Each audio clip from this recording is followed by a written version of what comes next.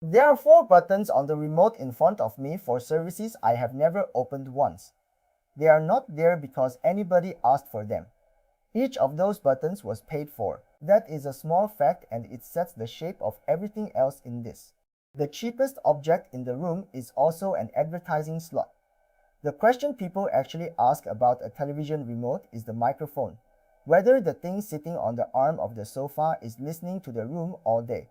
So let me clear that one out of the way first because the answer is dull and the dull answer is what makes space for the interesting part. What the microphone is doing, most voice remotes have a button on them and the microphone opens while you hold it down, press to talk.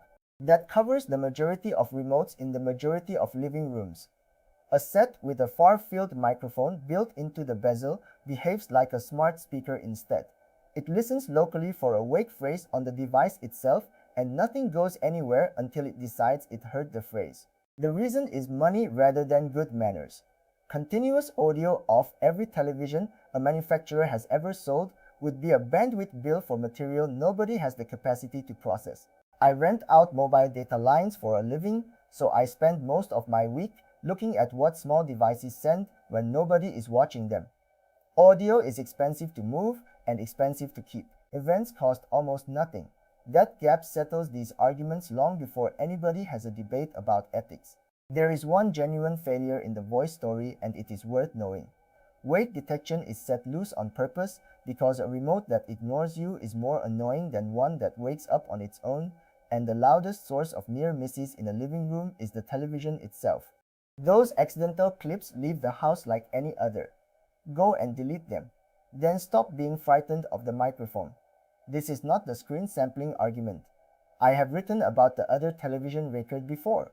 The one where the set takes a sample of the picture every few seconds and matches it against a library, so it can work out what is on the screen, including material arriving through a cable from a box it has no other view of. That is real, it is in most sets and the switch for it is buried under a name nobody would ever guess. This is a different record and it is written by your thumb. The remote is a controller for a computer and the computer keeps a note of everything you do with the controller. That log runs whether or not the picture matching is switched on, and on most sets there is nothing in the menu that turns it off. The log your thumb writes, every press is an event with a time attached. The set woke at 8 minutes past 9. The input moved to the second HDMI socket. An app opened. Playback started, paused after 11 minutes, resumed, stopped.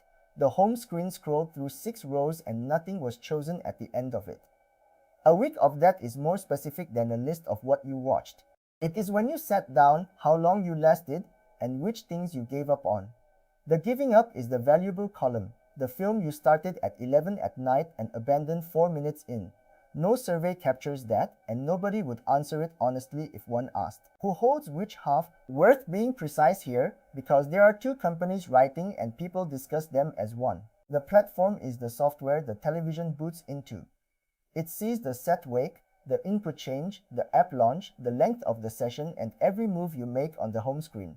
The streaming service keeps its own record inside its own app, and that one is finer grained. The exact second you stopped, the intro you skip every time, the episode you never went back to. 2 logs, 2 companies, 1 thumb.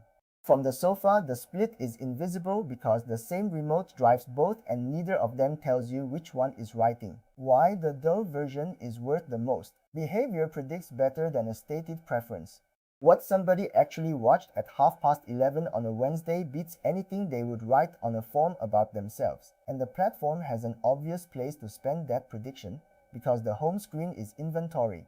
The rows are sold. The order of the tiles is sold. The banner across the top is sold, usually by the day. A home screen that knows you give up on things after 4 minutes is worth more per slot than one that does not. Which is why the software exists at all. The buttons were sold too. Back to the 4 buttons.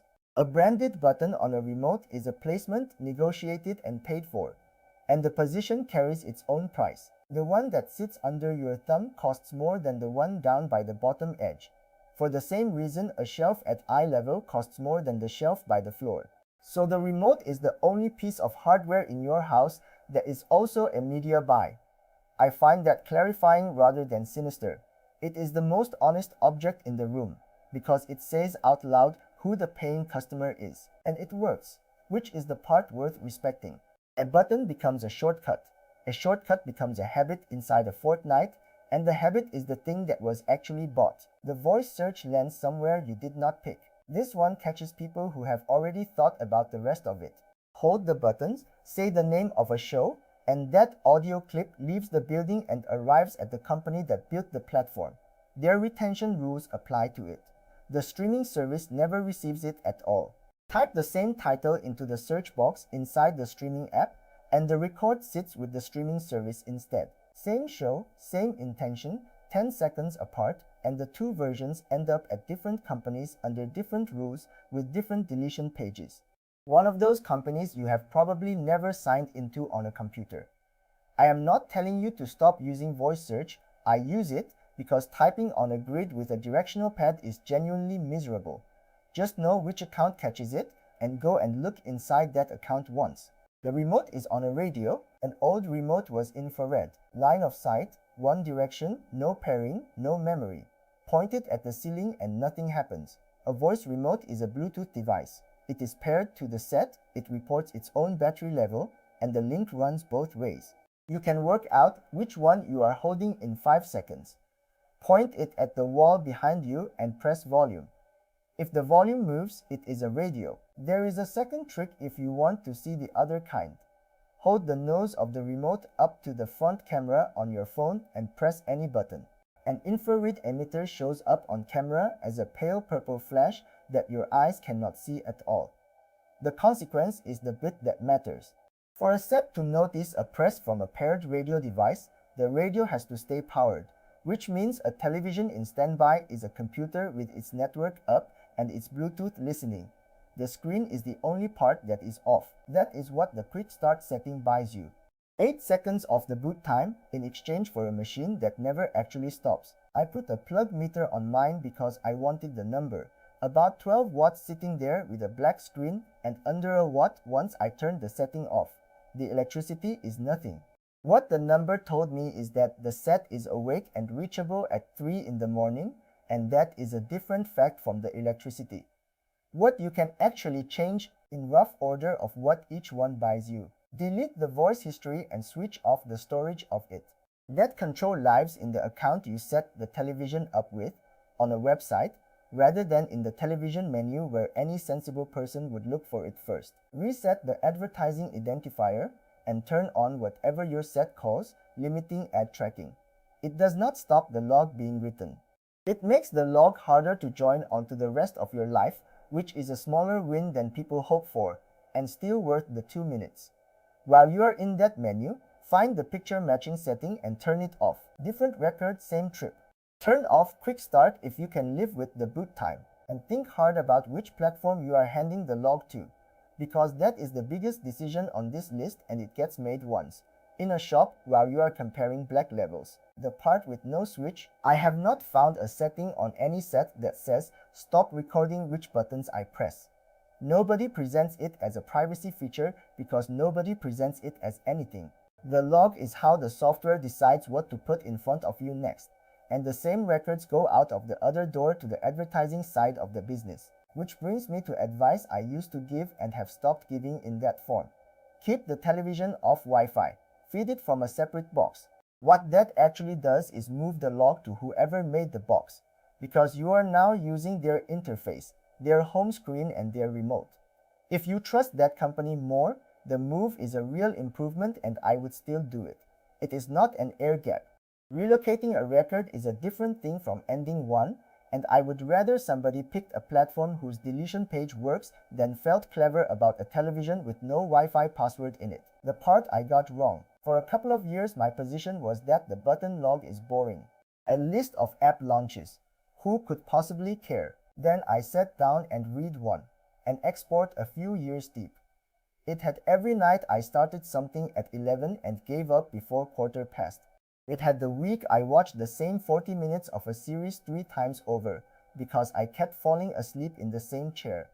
It had a run of things I would not have described to anybody as what I watched. Nobody needed to hear a single word said in that room to know any of it. I had waved it off for being dull, And dull is precisely the property that makes a record cheap to keep for a decade and easy to bolt onto everything else already known about you. The dramatic data gets a law written about it. The boring data just gets kept. One remote, 4 people. Last thing, and it is the one that surprises people. The set has no idea who is holding it. Profiles exist on some platforms, hardly anybody sets them up, and the hardware level records sit underneath the profiles anyway. So the log is a household flattened into one composite viewer.